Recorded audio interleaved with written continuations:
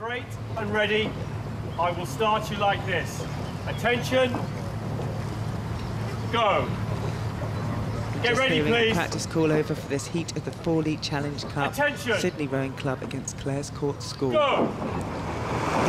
And off they go for real. These crews look quite similar in their strips, so let's look at their blades to tell them apart. We've got the light blue blades of Sydney Rowing Club Australia, the white blades with the stripes across them of Clare's Court. And watching these crews, we've got some great crews in the Fawley, two class crews in front of us here, driving off, looking to win the battle to the end of the island. And I'd say, Matt, it's Clare's Court. They've got slightly the better start there, and Sydney Australia crew there, they look neat and very, very together, and it's tight.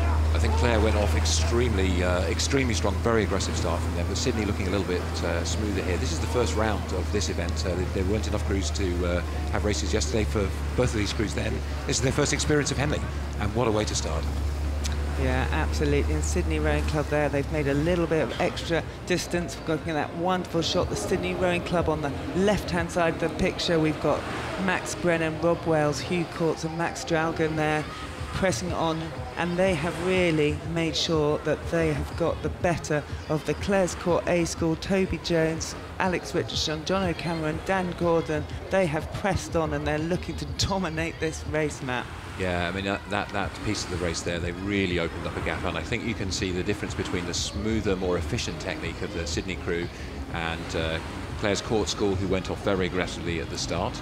Max Steinen in the Sydney crew rode in the Prince of Wales quad last year, so experience of racing at Henley is really useful. I remember my first Henley race, really not understanding where all the markers are. It's not 500 metres, 500 metres, 500 metres. There are course markers at different places. It's quite hard to judge where you are, so it really does help to have been down this track before. Also, it's unique with these wooden booms along the sides and the feeling of racing one-on-one, but a lovely commanding row, very smoothly in the Sydney Rowing Club quads and sculls.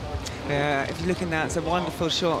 One of the things you have to get used to is aligning your crew at the start. You can see that dot on the very distance with that Y. Those, as an athlete, as a bowman, you'll be lining your boat up to make sure it's straight on that. That keeps you safe and in your course, but it's really, really scary there. And then you have to learn a new language. You know, the barrier, the mileposter, different names. And, you know, when you've been used to racing in that clinical 2,000 metres, course, 500-metre markers, everything beautifully marked out. You're right, Henley is a new language and a new experience, and every time they come down this track, they'll be taking something back to the boat tents to learn and improve tomorrow.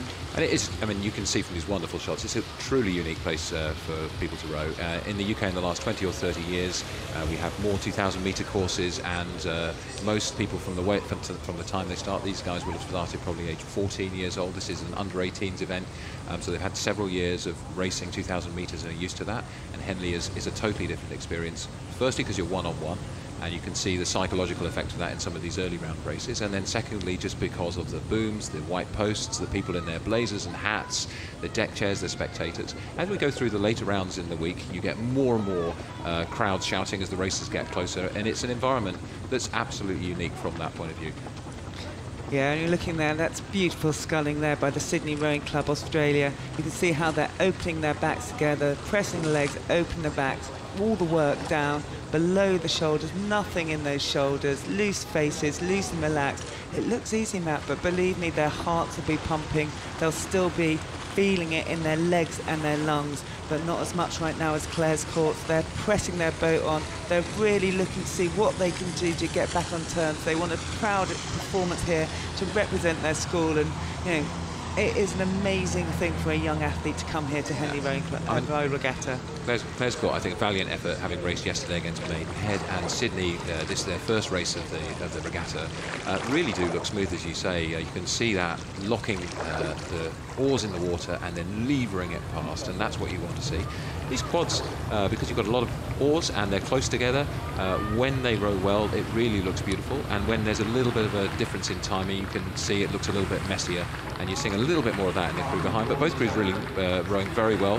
These young oarsmen experiencing Henley, and hopefully many of them will go on and race many times at the regatta and enjoy the privilege of racing in this wonderful course. Yeah, and you see them coming through smoothly there. 342, their boat number, over 450 crews at the regatta. names each with a unique boat number, but it is their Sydney Rowing Club Australia. They've come over halfway across the world to compete here at this great regatta, and they have sealed their ticket round to the next round. We've got Max Brenner, Rob Wells, Hugh Courts and Max Dalgan passing the finish line there, and Claire's Court, they've done themselves proud, driving it on, finishing now. Right. Let's get contact.